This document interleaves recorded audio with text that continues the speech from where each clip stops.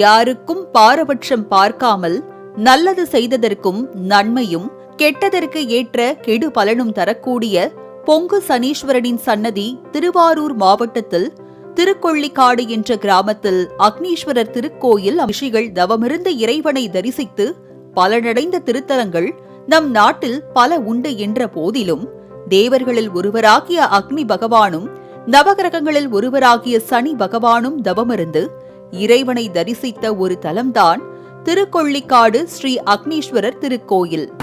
அக்னி பகவான் தனக்கு ஏற்பட்ட தோஷத்தை போக்க இத்தலத்தில் தவமிருந்து சிவபெருமானை வழிபட்டு பாவத்தை போக்கிக் கொண்டதால் இந்த இறைவனுக்கு அக்னீஸ்வரர் என்ற பெயர் ஏற்பட்டது. இக்கோயிலின் இறைவனாகிய சிவபெருமான் அக்னீஸ்வரர் என்றும் அம்மன் மென் திருவடியம்மன் என்றும் அழைக்கப்படுகின்றனர். சனியைப் போல கெடுப்பாரும் இல்லை கொடுப்பாரும் இல்லை என்பது போல் அவரவர் பாவ புண்ணியங்களுக்கு ஏற்ப பலன்களை தரும் சனீஸ்வர பகவானை மற்ற தெய்வங்களைப் போல அல்லாமல் பக்தர்கள் அச்சத்துடனே தரிசித்து வருகின்றனர். இதனால் மனம் வருந்திய சனீஸ்வர பகவான் தனக்கு ஏற்படும் கெட்ட பெயரை நினைத்து வருந்தி திருக்கொள்ளிக்காடு வந்து சிவபெருமானை நினைத்து கடும் தவம் புரிந்தார். கருமேனி கொண்டு காக்கை வாகனத்தை உடைய சனி பகவானின் தவத்தின் பலனால் அவர் முன் தோன்றிய சிவன் சனீஸ்வரனை பொங்கு சனியாக இக்கோயிலிலேயே அமர்த்தி நாடிவரும் பக்தர்களுக்கு இழந்த செல்வங்களை எல்லாம் பெற்று தருவாய் என்று வரம் தந்தார். எனவேதான் இத்தலம் திருநள்ளாறு சனி பகவான் கோயிலுக்கு பிறகு சிறந்த பரிகார தலமாக விளங்குகிறது. நளன் எனும் மன்னன் 7.5 சனியின் தாக்கத்தால் தான் இழந்த பதவி, குடும்பம், நாடு ஆகியவற்றை பொங்கு சனியையும் இறைவனையும் வழிபட்ட பிறகு திரும்ப பெற்றார் என்று தல வரலாறுகள் கூறுகின்றன. திருபுவன சக்கரவர்த்திக்கு இத்தலத்தில் சனிதோஷம் நிவர்த்தியாகி இழந்த செல்வங்களையும் பெற்றதினால் சுற்றியுள்ள 120 ஏக்கர் நிலத்தை திருத்தலத்தின் திருப்பணிகளுக்காக தந்தருளினார். பின்னர் 1500 ஆண்டுகளுக்கு முன்பு செங்கற் கோயிலாக இருந்த இந்த ஆலயத்தை முதலாம் ராஜராஜ சோழன் கற்கோயிலாக உருவாக்கினார்.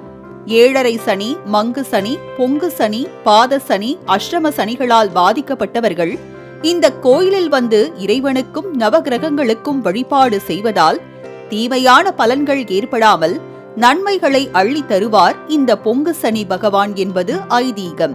சிவன் அருளின்படி சனி பகவான் இத்தலத்தில் குபேர மூலையில் இருந்து தன்னை நாடி வரும் பக்தர்களுக்கு செல்வங்களை வழங்கி மகிழ்ச்சியான வாழ்வை தருகிறார்.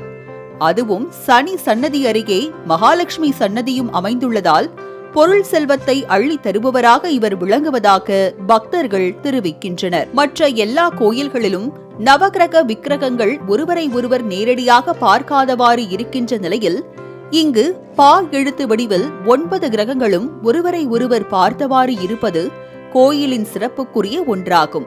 இருப்பினும் இக்கோவிலின் இறைவனே சக்தி படைத்தவர் என்பதால் இங்கிருக்கும் நவகிரக நாயகர்கள் தங்களின் கெடுதலான சக்திகளை இழந்திருப்பதாக தல புராணங்கள் கூறுகின்றன. மேலும் சனீஸ்வர பகவானுடைய அருளாற்றல் பொங்கும் விதமாக இவரது குருவான பைரவரும் பொங்கு சனி பகவானின் சன்னதிக்கு நேர் எதிரில் அவரை பார்த்தபடி காட்சி தருவது சிறப்பான தரிசனமாக கருதப்படுகிறது.